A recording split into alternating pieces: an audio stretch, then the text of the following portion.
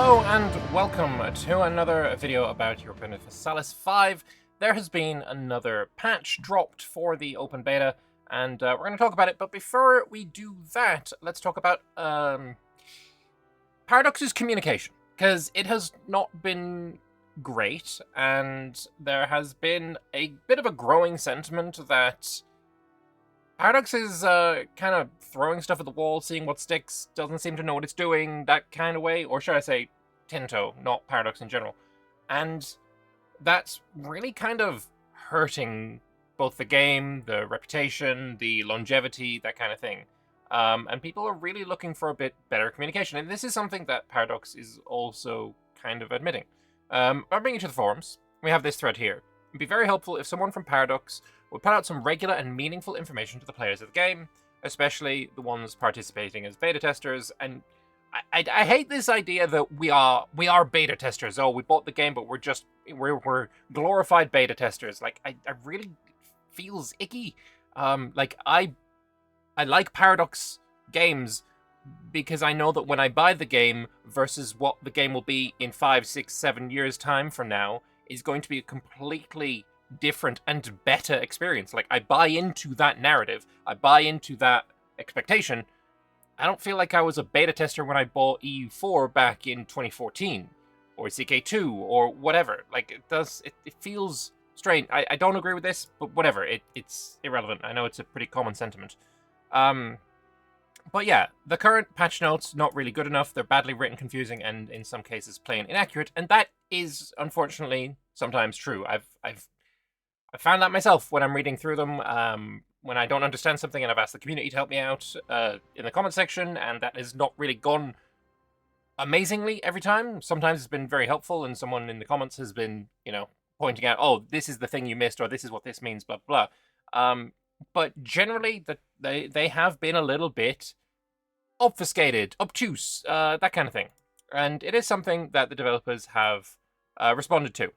Raga here saying he wanted to chime in on the topic as a whole. He's had some discussions with Johan, our associate producer, and the release engineer on the topic. They're all on the same page that the patch notes need to have more clarity. We also need more details on the design intents. We're doing X because of Y, and this is very, very clear when it comes to things like the levies versus regulars debate, the balance between them, and also centralization versus decentralization. That has been a big contentious issue within the community, and that definitely needs a little bit more communication on what it is the developers want this system to represent. So that would be great if this started to happen. Improvements to the process as a whole will be ongoing. And then from Rayagi, personal opinion, he thinks it's important to note that this is a sort of systemic situation, and there's a lot of cogs behind the curtain. As much as he wishes he could say our next beta patch will be 105% more clear, it's far more likely that this sort of thing will be where they continually make improvements here and there that add up over the course of time. So keep giving feedback on the patch notes, and they'll continue moving in the right direction. Yeah, so they'll make iterations, and they will keep getting better at giving better patch notes.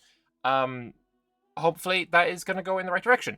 And like I said, we have a patch note today, a new open beta for 1.0.10, which I have been playing. That's what you see in the background here. This is 1.0.10, and for the most part, I have thought it has been a straight-up improvement. I do genuinely enjoy playing the game with this patch more than the previous patch.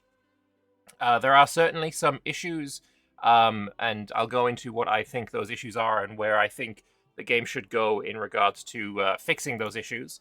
But for now, let's just read through what we've got here. So Yuan's saying, they're back with another update to the open beta. They lost a few days over the last few days to silly things like key people getting sick last week, so hopefully they're feeling better, and then local holidays on Friday and Monday. Our communication around patching since the release has not been perfect, so they'll attempt to improve this today. Why are we making beta patches? We asked for it, and he's all for it when possible. This is entirely true. There was a large sentiment between like patches 1.0.6, 7, and 8-ish, where people were being annoyed that their games were being updated and balances specifically it was balance changes, not bug fixes, that were changing the game as they were playing. And while sure their games were compatible and they could have continued, things like the centralization versus decentralization, that could never really be save game compatible, because if you had a lot of vassals, which was fine pre-change, and then you went into the new patch, all your vassals become disloyal, doesn't feel very good. So it's a bit of a rug pull in that regard. So people did ask for the beta patches. That's absolutely true. We did ask for it. Having many thousands of people opting into trying a beta will show more issues than no matter how much 20 plus QA testers can see. This is true. And I will say, don't accuse Paradox of not having QA. They do. There's just, a limited amount of time in the day, and let's be honest, the performance isn't good enough to be able to run several games a day, playing up until late game every day, finding all of the bugs. Like, there's not enough time in the day to get everything, and yeah, having, several thousand people doing it is helpful. As much as you may feel that makes you a beta tester, you're opting in. You're choosing this. Why are you so shit at writing patch notes? Classic Yuan bluntness. Sometimes, it's not something most of the team have done before. For Yuan personally, it's a long time since he last did it, and he's an old guy who sometimes thinks that things are not changing since he was patching EU2 with posting a zip file of a change file on the forum. They try to be better and not just write nerfed Sweden, K thanks bye. Let's be real now, you've never done this in your life. I'm sorry, Sweden got, I just want to point out, Sweden got the biggest buff of all time because of the Lakes change. Lakes being 100 maritime presence permanently means that before, all of this here looked like this, and now it's got almost perfect control all throughout Sweden. It's crazy. You have never nerfed Sweden. Come on now, don't be silly. Why are we doing things that are not purely bug fixes? It's an interesting question. What is a bug? If we take one of the most complained things that they did, for example, that levies take decades to recover properly. This was actually a bug raised by QA, betas, and influencers, but it was not easily reproducible. However, when they got it fixed, partially at first, it was viewed as a balance change and a new feature. For him today, he was working through a bug backlog and fixed an issue that blocked most of the slave raiding from privateers from working. When this enters a patch, we'll definitely get complaints. I'm also partly on the side of I'm fine with balance changes. Like, that's not something I feel is, egregious. I'm also fine with the centralization versus decentralization change. That is something that I think the game should be doing, right? It shouldn't just be, oh, this is a bug, kill it, this is a bug, kill it. I'm fine with the game going through changes balance-wise. Where I think I would draw the line is, mechanics changing their vibe, let's say. This is something that is completely changing how it's supposed to interact. That shouldn't be in a beta or an update that isn't, a key, this is 1.0.10, if we're having a big key change to a mechanic, it should be 1.1, for example. I think centralization versus decentralization kind of skirts the line a little bit. It gets close to that, but I still think that the change they made to it does fit within the ethos of what they are saying centralization versus decentralization is, though again, this comes down to a communication issue, and they should probably say, this is what we mean when we say these words. And that maybe would help people come to terms with things. So, what are the goals of the patches? For 1.0.1, they had the following goals. Address the consistent complaints about the AI being passive and not a threat. They have done so. The AI is much more aggressive, though there are things that I wish I could change, and again, I will say that what my thoughts are at the end of this. Make it so that proximity is always a working system, and avoid being able to get enough reductions to make it 0. This is why, for example, Russia was nerfed. And then a lot of people complained about that, but cope. You shouldn't be able to just ignore the entire mechanic because there are numbers and modifiers that you can stack to get down to 0. That's just complete ass. That completely defeats the purpose of one of the main mechanics of the game. You should not be able to ignore that at any point. Deal with the badly designed marriage mechanics. Yep, that's fair. That made players forced to babysit and marry their nobility all the time, and then obviously fix as many bugs as possible. What is the plan going forward with 1.0.10? They will continue to update it. They've got a fair bit of semi-critical bug fixes that they want to merge in, like malaria being too deadly in North Africa, and the AI not understanding exclaves and border gore enough. Yes, this is the one thing that I was going to say about my complaints, about what I want to see going forward. This is what I want to see. If this is a balance change, I just do it. Inject that balance change into 1.0.11 or whatever. That's the plan. Or I guess if they're going to continue to update 1.0.10, if this is in 1.0.10, I'm all for it. I don't care. Yes, please. As mentioned earlier, one of the goals was dealing with characters in a better way, and thus they've added a small tooltip with breakdowns so that we can have an easier way to give more detailed feedback if something goes wrong. So we have a tooltip here, characters. From here you can see all the characters in your country, check their abilities and character modifiers, 87 characters in the Kingdom of France, important non-royal marriages, possible characters for cabinet, and required characters for cabinet. Let me see if I can go find that in my game here. This is me playing as England. I'm going for an achievement. So let's see, if we go into our people, characters, there we go. We can see exactly who we have. 8 non-royal marriages, 8 important non-royal marriages, and I can hover over that and also see who they are. That is kind of nice. Possible characters of a cabinet, we got 37. You can see who they are, and if they have spouses, and if not, this guy doesn't, so I can click on him, and I can't make him a noble, so I guess I can't arrange more. Oh, right. Royal marriages need to be part of a ruling dynasty now. That was a change that was made. But yeah, this is cool. This is a nice change, I think. That will be quite helpful. And now, on to the patch notes. Maximum amount of married males in a country when considering dynasty marrying logic now ignores close relatives to the current ruler. Anything affecting annexation costs now reduce them instead of adding to them. Oh, thank goodness. That was things like, if we hop in here, in the Age of Renaissance, we have the titles of consolidation.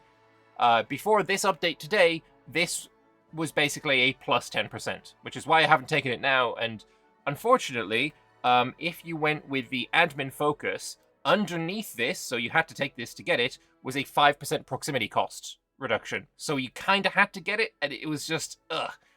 So very, very glad that that has been fixed. Winter attrition now applies for naval units. Scares me, because attrition for navies is really annoying to deal with. Especially if you're playing in Sweden, but I guess they got buffed, so it's fine. Revanchism now... Wait, revanchism is a part of the game? I had no idea. I would love to know where that applies, or where we can see that. That would be very nice. Now increases levy recovery speed.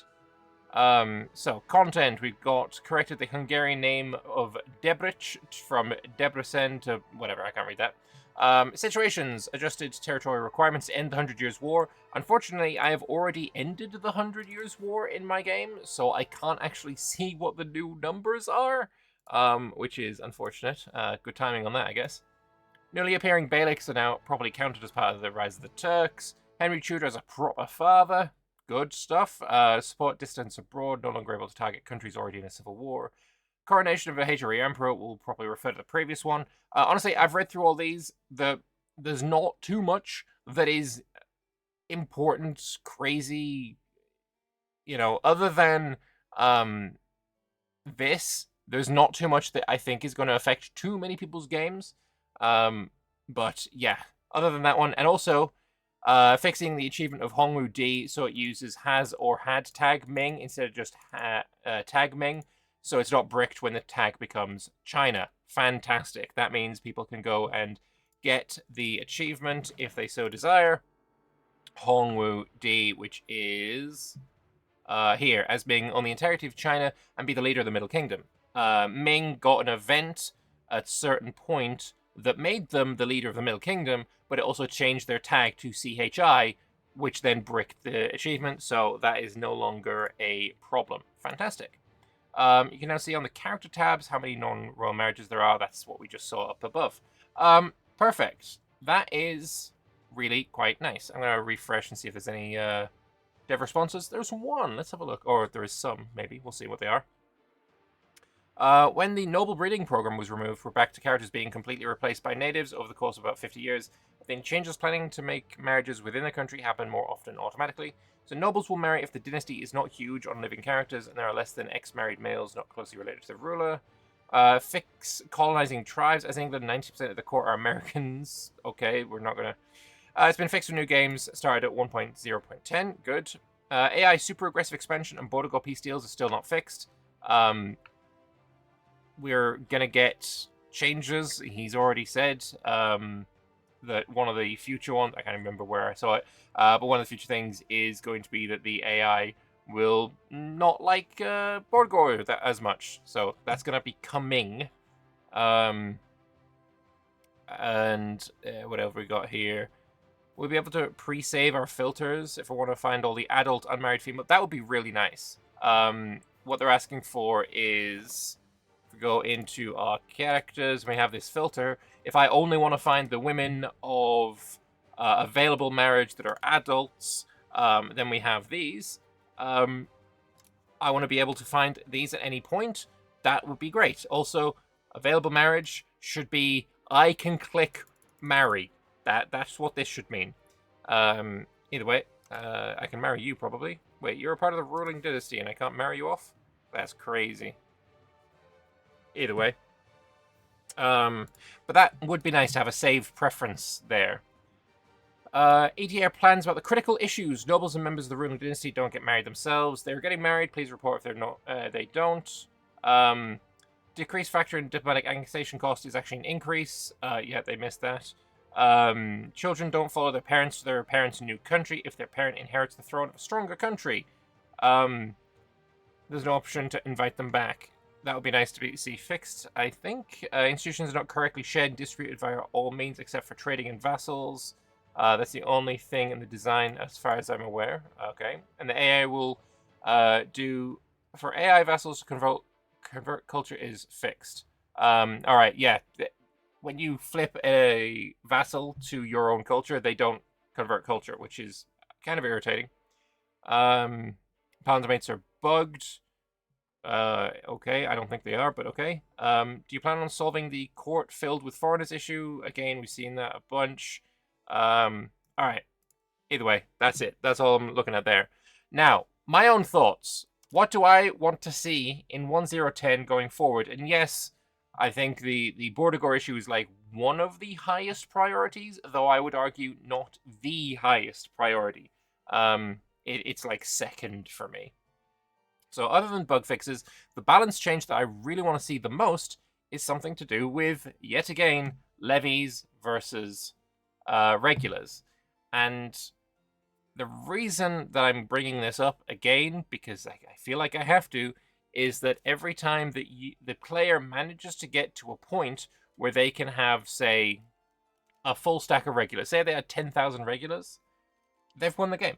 They can win any battle, any contest versus basically any country, because the AI will just raise levy after levy after levy, and they will suicide levy after levy after levy into your regulars.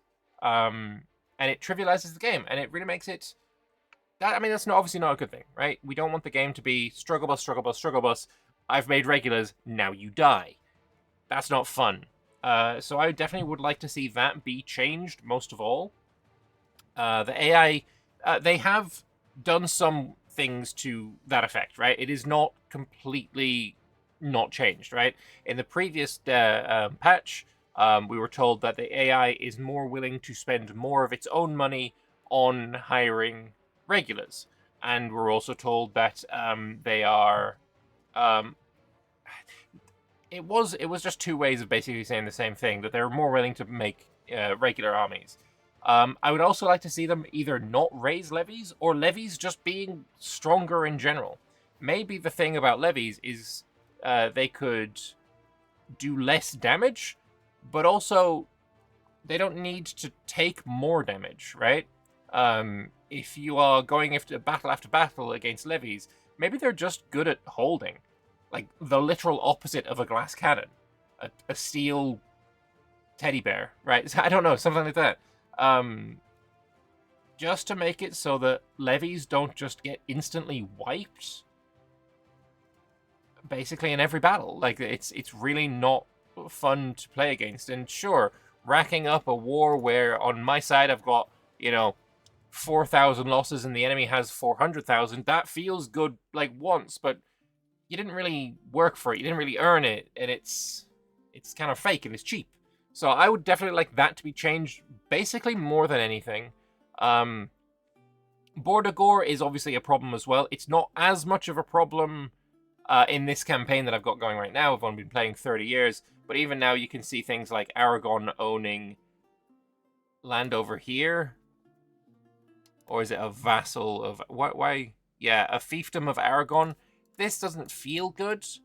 And if you're playing as someone like Austria and you're seeing Aragon take land here, it's like not really nice to see. Like Bosnia owned by Aragon doesn't feel good. It's completely vibes based. But that is something that should also be looked at. But other than that, like I said, I'm enjoying 1010, and I will be playing more 1010. In fact, I will be streaming this campaign here in about 2 hours or so from when, or less than 2 hours or so from when I'm making this video. So if you are interested in seeing that, then hop on over to my Twitch channel, twitch.tv/LordLambert_. Follow me there, and we can play a bit of England. But that's essentially my thoughts right now. Those are the two things that need changing, and also maybe something to do with forts. My war against Scotland was very annoying, as this Roxburgh fort essentially did nothing because I could walk from Alnwick to Berwick to Duns to Edinburgh to Linthgate. Completely ignored Roxburgh, though I couldn't walk to Dunbar. I could walk all up here, but I couldn't walk to Dunbar, which is, I don't know, it's just...